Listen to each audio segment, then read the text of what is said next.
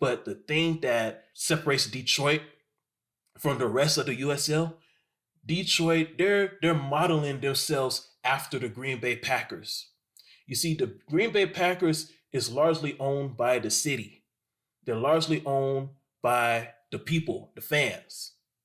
Now, Detroit City is not primarily owned by the fans, but they are allowing the fans to invest in they are working with the local community in order to grow the team. They are not making business decisions and moves without consulting the small businesses in that area. They are growing with the city. As a matter of fact, they are helping to restore the city of Detroit, which is why it was a good thing that Don Garber rejected the Ford family's push to start an MLS team in that city. Did you know that Detroit could have had an MLS team instead of Cincinnati? Once upon a time, there was an ownership group that was being led by the Ford family, Dan Gilbert of the Cleveland Cavaliers, and Tom Gores of the Detroit Pistons. Those three forces came together and they wanted to start an MLS team in Detroit. But because they were not willing to build a soccer-specific stadium, similar to how Nashville did, similar to how Austin did, the MLS did not award Detroit as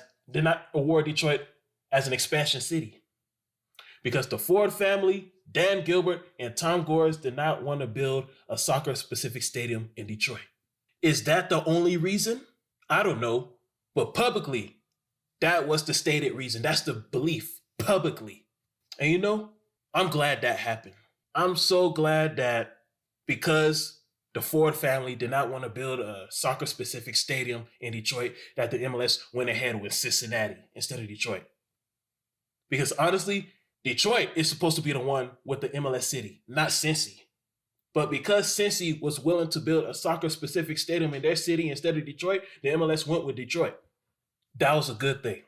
Because the Ford family, we don't need the Ford family involved in American soccer. When it comes to the growth of soccer in America, we don't need every billionaire to be involved.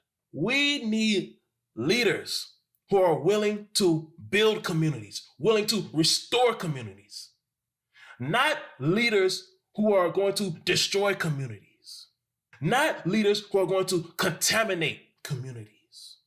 So it's a good thing that the Ford family was not allowed to start an MLS team in Detroit.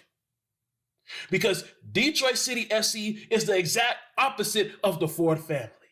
Detroit City FC is restoring the city of Detroit. Detroit City FC is rebuilding the city of Detroit. Detroit City FC is working with the community, not against the community. This is why it's a good thing that the Ford family was left out of MLS plans. And I hope it stays that way.